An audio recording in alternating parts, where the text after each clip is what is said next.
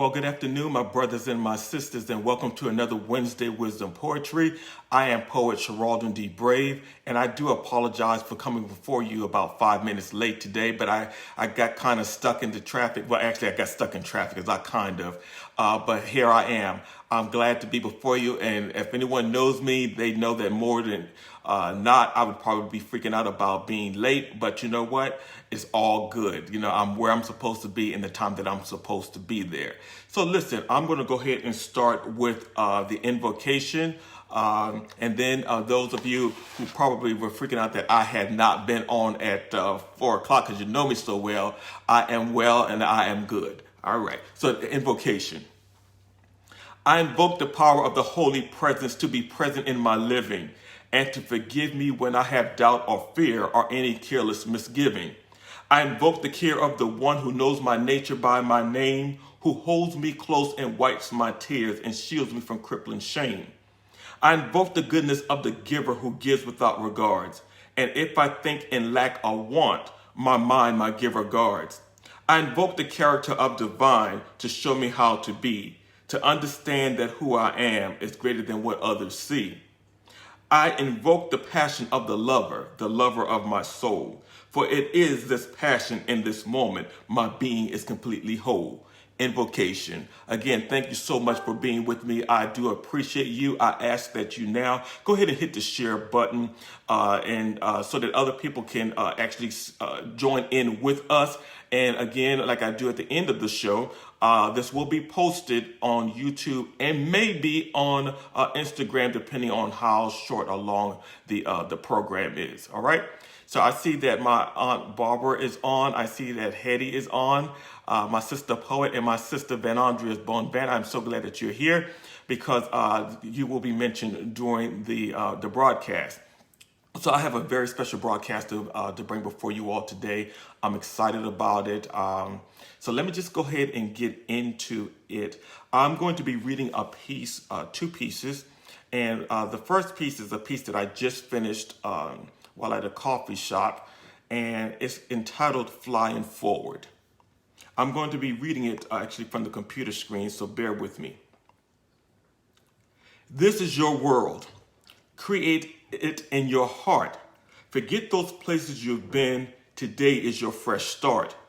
This is your time to rescue the struggling you. Recover yourself quickly, embracing the trials you've been through.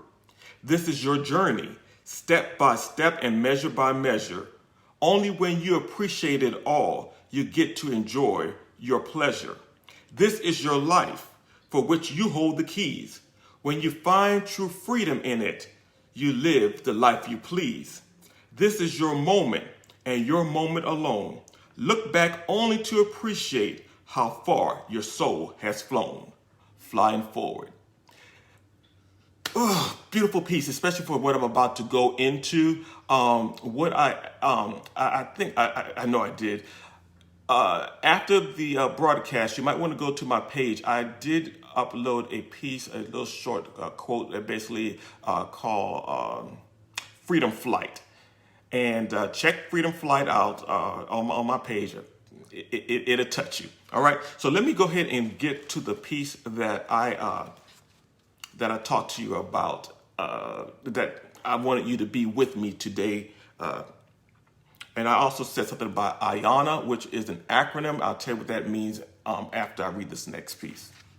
Jack, my brother, I see you. Thank you so much.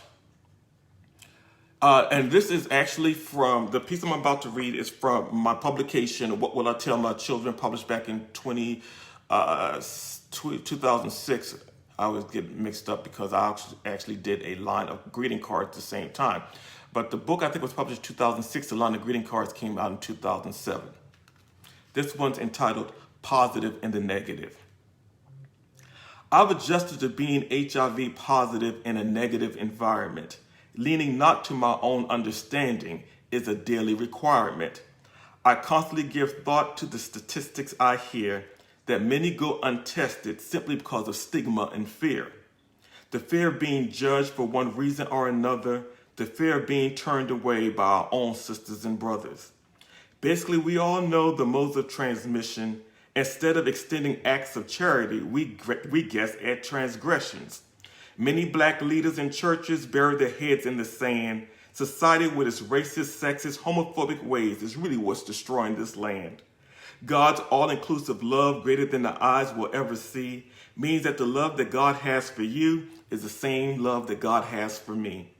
Old Testament thoughts and teachings, picking and choosing verses, pimping God like an ATM, blaming others for what we call their curses.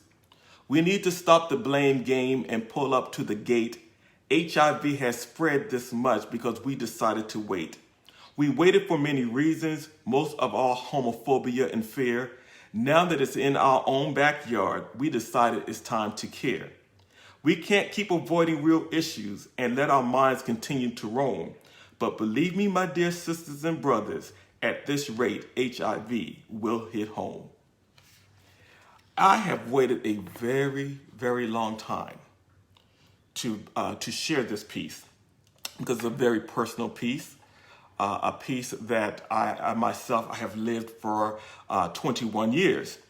And even though I published it in 2006, one of the things I put on, I think it was today, I'm trying to remember the title, Freedom Flight. I think it says something, you cannot fly while hiding your wings. And I go into this because where I am in my life now, I'm flying. And I just refuse to have anything that holds me back, be it the stigma, shame, judgment, fear, all of those things that you on a weekly basis hear me talk about through my poetry.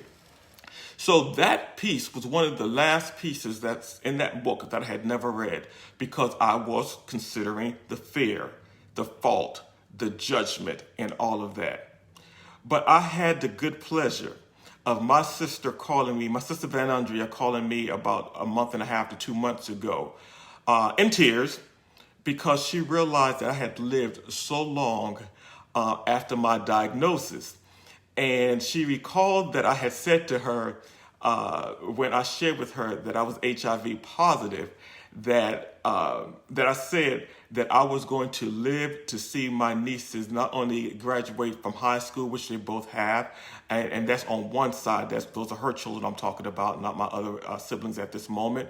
And not only have I gotten to see them graduate, but I've gotten to see them marry. One married. I've gotten to see both make me a great uncle, and I have so much more living in front of me. And so, you know, in 2005, I think it was 2005, I returned to South Carolina, and I was invited to, Sharaledon, get it right, Voorhees College to do a speaking engagement. And the speaking engagement was very much geared towards HIV/AIDS. And, you know, I had the good fortune, again, of having a doctor who told me, said, don't you go planning any funerals. Now, life was not very easy for me after my diagnosis. But I talk about it now because I understand fully stigma and fear. By the time I graduated from South Carolina State, and this was after I had received my diagnosis of being positive, I went back to school full time at the age of 40 to complete my degree because I was not ready to check out. I will share with you that one of the medications I was on at one time, very early on, actually caused me some depression that was worse than the diagnosis itself. And so there was a time in my life I do forget some things because and it's just part of what came with that particular medication. And I'm all right. I've learned to live through a lot. But having my sister call me and celebrate with me that over 20 years, God's grace has kept me. God's mercy has kept me. And I want to give that back to someone else. So when you hear me, or you know that I'm writing and I'm expressing some things, I'm not expressing what I think I know. I'm expressing what I know. One of the things I made up in my mind to do was not to let other people's judgment kill me. Hear me again. I made up in my mind not to allow other people's judgment to kill me.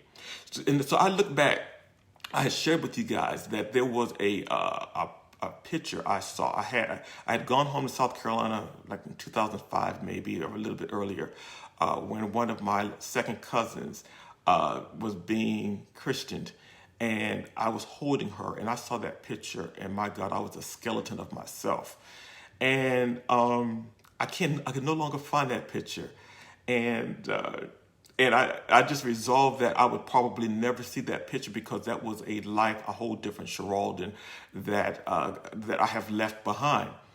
And so even now, I was just talking with my case manager, and when I told her my outlook on my life, she went and got a young lady that handles some marketing and promotion for what they do in the work of HIV/AIDS. And so I've been invited on to a Zoom call later on I think it's August, but at the end of this month of August, I don't remember. No joke, I don't remember. This is why I write things down. Anyway, to talk about the stigma.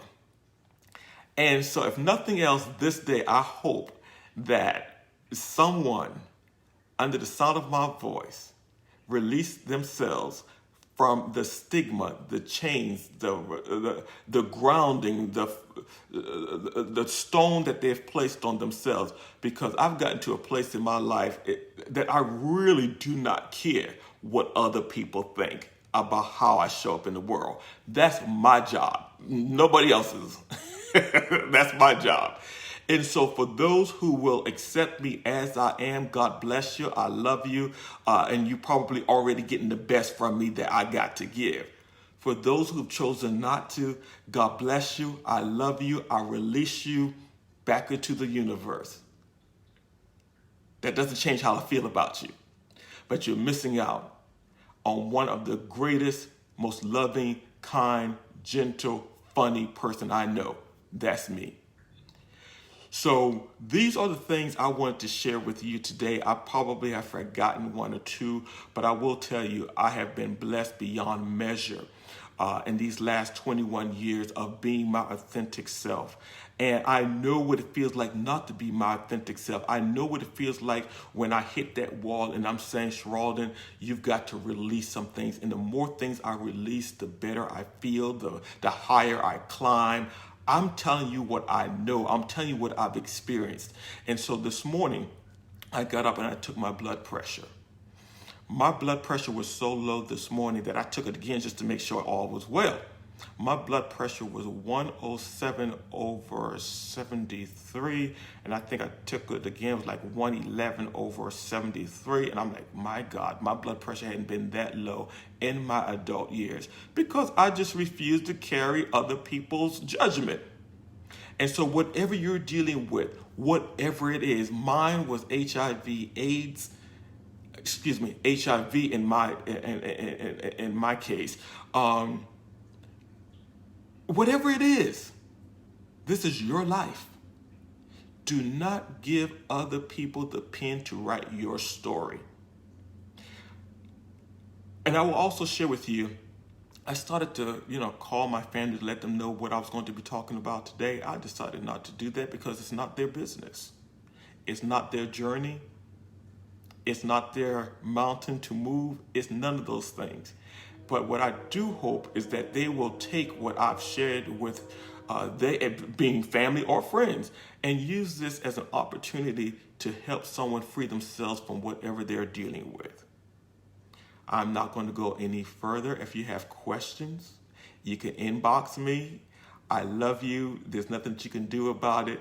I am who I am by the grace of God. But I am going to flip back just a second, and because if you ask some questions, I will tell you my focus has been here on you, and I do see that there have been some things that you may have been saying or commenting on. So again, and I don't want to miss, because I love being able to see that I'm talking to you all. Haiti, I do see you, my sister. I thank you. You are such an inspiration for me, and I love you so much for that. Let's see who else I have. Derek, thank you so much for being with me. Ronnie, my brother, thank you so much. Anthony, I see you, my brother. Thank you so much. Let's see. I don't want to miss anybody. Sultan, I see you, my brother. Alan, my brother, thank you so much. And Alan, I have to share with you, Alan and I are, today we became Facebook friends, and there was something that you posted that actually got me, to thinking and moving forward, even accepting you as a friend on Facebook. You said, listen to the black man. I think that was the post. I hope I got it right. That was a powerful statement. That was a powerful statement. And so Wayne, I thank you so much. You are there. Lonell, thank you so much. Andre, thank you so much. I thank you. So listen, I'm not going to hold you any further. I beg of you to share this video. Help someone free themselves. And I look back to some of the points I've written in the last couple of months about chains falling off and stepping out of these foundations and these cement places that we've placed our feet. And what I really realize is that I've put myself in a position where I've given people the power to do that. And if I gave you the power, I have the power to take it back. And I am taking it back. So whatever it is for you, take your power back. So I'm going to go ahead and read my dwelling place. And so I'm hoping that when I read invocation, now that you know what the conversation was about, it means more to you. But I definitely hope that as I read my dwelling place, it means more to you now. My dwelling place. Glasses. Just something else I want to share before I read this. I kept, even though I published positive and the negative, that was still a way of me saying, okay, I put it out there, but I don't have to talk about it. I've allowed what I think, how my family would deal with it, how my family would be affected by it, even partners, how my partners would be affected by me putting this information out. I never really talked to them about it. So again, I've put the stone around my own neck. And if anyone I deal with can't see the freedom, at least for me, and maybe even for themselves, I care not to deal with them. Doesn't mean I don't love them. I just care not to deal. And that, my brothers and my sisters, is a choice. Every day I get up, after God opened these eyes, because that I have no choice. But I do have the choice on how I'm going to live my life, in freedom or in doubt, fear, fault, and judgment. And I choose freedom, my dwelling place. Father, you are my dwelling place, the sun rays upon my face, the wind against my back, the light between the cracks. The promise in time of storm that I'll never be left alone, the anointing upon my head, by grace and mercy I'm led. You are my counselor, touching my eyelids with sleep. You are my very best friend, for my secrets you do keep. You are my way maker when mountains are all I see. You are the King of glory who sets my shackles free. When others try to trouble me, as I continue to run this race, I shall keep on keeping on, for you are my dwelling place. And my brothers and my sisters, you are my dwelling place, because I felt comfortable enough to come before you to say your love has helped me heal. And that is why I want to share this with you, because you need to know the power you have when you just show up. Just show up. All right? So my brothers and sisters, I love you with the love of God. There's nothing that you can do about it. You can try, but the universe will not give you that much power that you cannot give and receive the love that I have for you.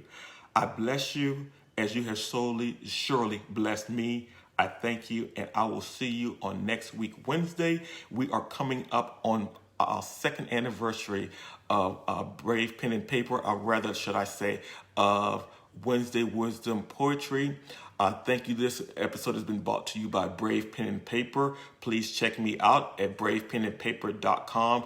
I've got a brand new exciting line coming out. I'm excited about it. Look forward to seeing me at your event. Look forward to seeing me at the festivals. Look forward to seeing me around the world, because that's where I'm going to be. I thank you so much. John McCall, my brother, I do see you, and I thank you. God bless you, and I'll see you on next week. Bye now. Be sure to share.